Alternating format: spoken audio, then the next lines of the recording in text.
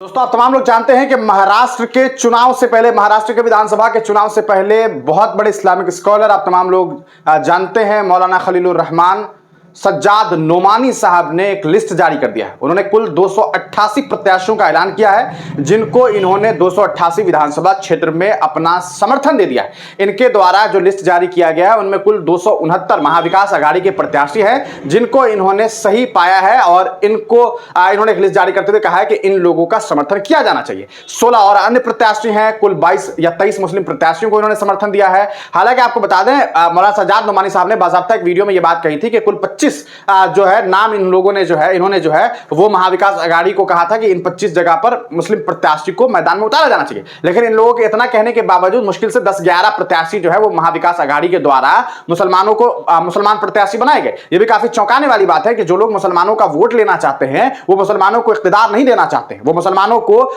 वो कुर्सी पर बिठाना नहीं चाहते, वो नहीं चाहते हैं कि मुसलमान चुनाव लड़े, वो नहीं चाहते हैं कि मुसलमान चुनाव जीत करके सदन के हिस्सेदार बने। यही वजह है कि एक मुसलमान को हराने के लिए महाविकास आघाड़ी के नेता ने सीधे तौर पर, आप जानते हैं कि किस तरह से औरंगाबाद सेंट्रल में जहां नासिर सिद्दीकी उन्हें कैंडिडेट बनाया जाता है, नासिर सिद्दीकी को ऑल इंडिया मजलिस इत्तेहाद मुस्लिमीन की तरफ से, तो वहां पर जो कहा सकता है कि महाविकास आघाड़ी के जो प्रत्याशी हैं, यानी कि जो उद्धव ठाकरे के प्रत्याशी हैं, उन्होंने अपना समर्थन शिंदे ग्रुप को दे दिया, एनडीए को समर्थन दे दिया, बीजेपी को समर्थन दे दिया कि भैया तुम इनको वोट दे देना, लेकिन मुझे वोट ना देना, क्योंकि अगर मुझे भी दोगे उन्हें भी दोगे तो यहां पर एक मुसलमान चुनाव जीत जाएगा, नासिर सिद्दीकी चुनाव जीत जाएगा। बाकायदा ये बात ऑन रिकॉर्ड उन लोग उनके द्वारा कही गई थी। कृष्णचंद कालेवन उनका नाम है, उनके द्वारा यह बात कही गई थी कि प्रदीप जायसवाल को समर्थन दे देते हैं।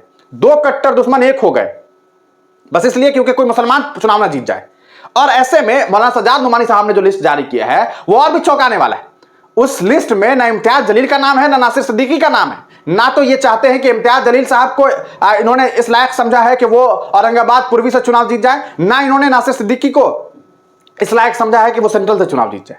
ये काफी चौंकाने वाली बात है। और इस पूरे मामले के बाद अब सोशल मीडिया पर विवाद शुरू हो गया। बहुत सारे लोग मौलाना सज्जाद नोमानी साहब के खिलाफ आ गए हैं और उनके ऊपर कई आरोप लगाने लगे। अब कुछ लोग तो ये भी कह रहे हैं कि सीधे तौर पर मौलाना सज्जाद नोमानी साहब को इस तरह का लिस्ट जारी नहीं करना चाहिए, क्योंकि इससे सीधे तौर पर वोट पोलराइज होगा और इसका सीधा सीधा फायदा भारतीय जनता पार्टी को पहुंचेगा। अगर आप किसी इस्लामिक स्कॉलर के द्वारा ये लिस्ट जारी कर दिया जाए कि भैया ये लोग हैं, भले ये ना कहे कि मुसलमानों के द्वारा इन्हें वोट दिया जाए, ये तो कहेंगे कि भैया हमारी नजर में ऐसा है, लेकिन चूंकि आप एक इस्लामिक स्कॉलर है तो सीधे तौर पर ये मीडिया तो यही पेश करेगी कि मौलाना साहब ने ये लिस्ट जारी किया है तो मुसलमानों के लिए ही लिस्ट जारी किया होगा। ये एक मैसेज मीडिया के द्वारा तो यही दी जाएगी। इसका इंपैक्ट क्या होगा, इसका इंपैक्ट क्या होगा, इसको लेकर के लोग ये कह रहे हैं कि सीधे तौर पर जो वोट पोलराइजेशन है वो देखने को मिलेगा और कहीं ऐसा ना हो कि फिर हिंदू पोलराइज हो जाए, नॉन मुस्लिम पोलराइज हो जाए और इसका नुकसान जो है वो मुस्लिम प्रत्याशियों को देखने को मिले। तो एक राय ये भी बनाई जा रही है, बाकी और भी बहुत सारे लोग अलग अलग तरह की बातें कर रहे हैं। चलिए देखते हैं कि आखिरकार इस पूरे मामले के बीच मौलाना सज्जाद नोमानी साहब के इस फैसले के बाद सोशल मीडिया पर इनको लेकर के क्या कुछ बातें चल रही है। हम सीधे आपके सामने सर्च करते हैं इस पूरे मामले पर क्या बातें हो रही है। सर्च में जाकर के देख लेते हैं कि आखिरकार मौलाना सज्जाद नोमानी साहब को लेकर के क्या बातें जो है वो अभी फिलहाल की जा रही है।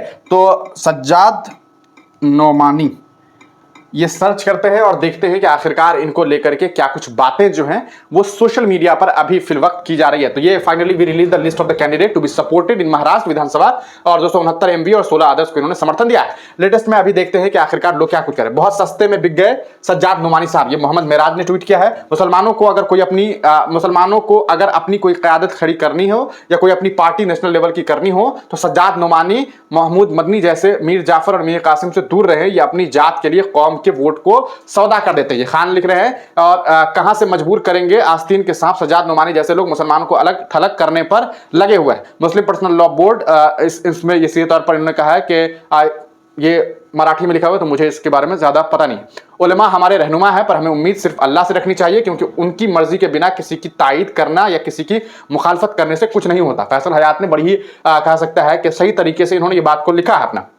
यहाँ चलो मिलॉर्ड भव ये समर्थ, अच्छा ये कुछ और यहाँ पर बातें हो रही है, ये दूसरा मामला है। तो इस तरह से air has really gone in Sajjad Nomani head. तो एक तौर पर अगर आप देखेंगे इस पूरे मामले को तो आपको ये बात समझ में आ रही होगी कि मौलाना सज्जाद नोमानी साहब के इस फैसले पर कई सारे लोग जो है वो अपनी नाराजगी जता रहे हैं। हालांकि सज्जाद नोमानी साहब को लेकर के जिस तरह की बातें यहाँ पर आप देखेंगे कि औरंगाबाद ईस्ट से डॉक्टर गफ्फार कादरी को समर्थन देने पर यहाँ पर लिखा गया है कि big setback to Imtiaz Jaleel of AIMI, यानी कि ये काफी चौंकाने वाली बात है कि इम्तियाज जलील को समर्थन जो है वो नहीं दिया गया है। तो ये थोड़ा सा कहा जा सकता है कि लोगों को ये बातें जो है वो जम नहीं रही है कि आखिरकार ऐसा कैसे हो सकता है कि सज्जाद नोमानी साहब, ये एक तस्वीर भी आप देखेंगे इम्तियाज जलील साहब के साथ, इम्तियाज जलील साहब जो है वो इस तरह से सज्जाद नोमानी साहब के कहा सकता है किनारे बैठे हुए हैं और ये एक तस्वीर सोशल मीडिया पर सामने आ रही है।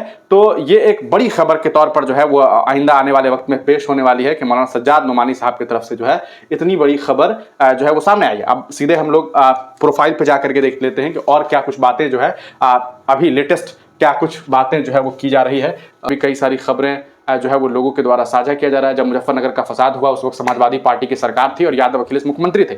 फसाद के बाद करीब 6 महीने तक लोग कैंपों में थे और उन कैंपों में जाकर राहत कार्य का काम जो है वो हमने किया। असदुद्दीन ओवैसी साहब का जो है वो बयान है। तो अगर सीधे तौर पर आप समझने की कोशिश करें तो ये इस फैसले से बहुत सारे लोग नाराज दिखाई दे रहे हैं और भी कई सारे ट्वीट्स हैं। असल में मैं इस पर स्क्रीन पर हिंदी टाइप नहीं कर पा रहा हूँ और अगर मैं हिंदी टाइप कर पाता तो मैं आपको दिखाता कि लोग हिंदी में भी सोशल मीडिया पर कई सारे ट्वीट करके जो है वो मौलाना सज्जाद नोमानी साहब के किए गए फैसले की जो है वो खिलाफत कर रहे हैं और सीधे तौर पर लोग ये कह रहे हैं कि आखिरकार मौलाना सज्जाद नोमानी साहब ने इतना बड़ा फैसला किस बिना पर लिया है और लोग ये इल्ज़ामात लगा रहे हैं उनके ऊपर कि मौलाना सज्जाद नोमानी साहब जो हैं वो कहीं ना कहीं जो है वो ऐसे लोगों का समर्थन कर रहे हैं जो कहा सकता है कि सज्जाद नोमानी साहब, देखिए यहाँ पे महमूद सैयद है, इन्होंने ये लिखा है कि वी, यानी कि इन्होंने वी पर टिक लगाते हुए ये बात कही कि वी कैसे कह रहे हैं, मतलब हम लोग, मतलब वी अपनी 20-25 मुस्लिम सीटों को तो समझ में आता है पर ये 269 फलाने का समर्थन, 169 सीटों पर मराठा उम्मीदवारों को समर्थन, इनका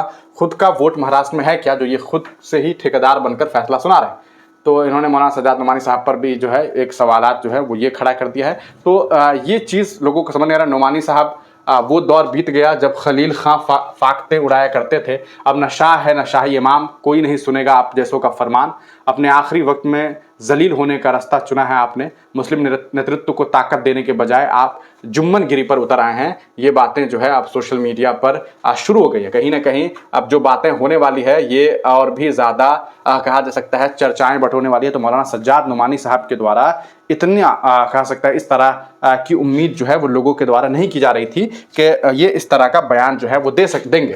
तो ये एक बड़ी बात आ रही है सामने। आगे हम आपको और भी कुछ इससे मामले से रिलेटेड और भी कुछ ट्वीट्स दिखाना चाहेंगे जो मौलाना सज्जाद नोमानी साहब के द्वारा की गई है। अब देखिए, अब आपको हिंदी में भी कुछ ट्वीट्स जो हुए हैं वो आपको हम बता देते हैं कि क्या कुछ ट्वीट्स जो है वो अभी फिल वक्त जो है मौलाना सज्जाद नोमानी साहब को लेकर के किए जा रहे हैं। तो अभी लेटेस्ट में सबसे पहले चेक कर लेते हैं। ये लाइव मैं आपके साथ देख ही रहा हूँ और आपको दिखा रहा हूँ। ये रिकॉर्डिंग मैंने देख करके नहीं, अब देखिए आज मौलाना सज्जाद नोमानी साहब को देखकर लगता है कि 16 तारीख को मुफ्ती सलमान अजहरी साहब की बैटिंग बहुत बेजोर होने वाली है। हालांकि ये भी खबर सामने आ रही है कि मुफ्ती सलमान अजहरी साहब जो है वो नहीं भी हो सकते हैं इस प्रोग्राम में।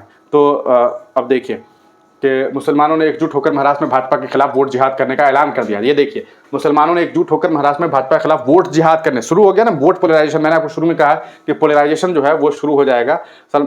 ये देखिए, मौलाना सज्जाद नोमानी साहब, आपसे ये उम्मीद नहीं थी, बहुत सस्ते में बिक गए सज्जाद नोमानी साहब। अब देखिए तरह तरह की बातें। मौलाना सज्जाद नोमानी साहब, आपको हम इसलिए बुरा दिखते होंगे क्योंकि हम बराबरी की बात करते हैं, गुलामी की नहीं, है ना। मुस्लिम पर्सनल लॉ बोर्ड के प्रवक्ता ने प्रेस कॉन्फ्रेंस करके बताया कि उन्होंने महाराष्ट्र अघाड़ी के साथ रखी थी, उन सभी मांगों को मान लिया गया है। मौलाना सज्जाद नोमानी ने ये बातें जो है, मतलब अब ये है कि उनका विरोध, मौलाना सज्जाद नोमानी ने महाराष्ट्र में सभी सीटों पर जो है वो वारिस पठान का नाम नहीं लिया, उन्होंने इम्तियाज जलील का नाम नहीं लिया। इन दोनों ने के सामने समाजवादी उम्मीदवार को जिताने की अपील जो है उनके द्वारा की गई है। तो अब बहुत सारी बातें मौलाना सज्जाद नोमानी ने महाराष्ट्र में सभी सीटों पर जो है वो, अब देखिए नोमानी साहब, बड़े अदब एहतराम से एक सवाल है आपसे, महाविकास अघाड़ी से कैसा सौदा करे आपने? आपको तो ये काम था कि एआईएम 16 के 16 उम्मीदवार और आपकी एमवीए का समर्थन देना था। यहाँ एमआईएम है, वहाँ एमवीए वालों से कहना था कि वहाँ मत लड़ो, पर आप तो महमूद मदनी से भी आगे निकलकर सौदा कर लिए। तो ये एक बड़ी बात सामने आ रही है। आपका क्या लगता है इस पूरे मामला के पीछे, आपको क्या वजह लगती है? अपनी राय कमेंट सेक्शन में ज़रूर दीजिएगा।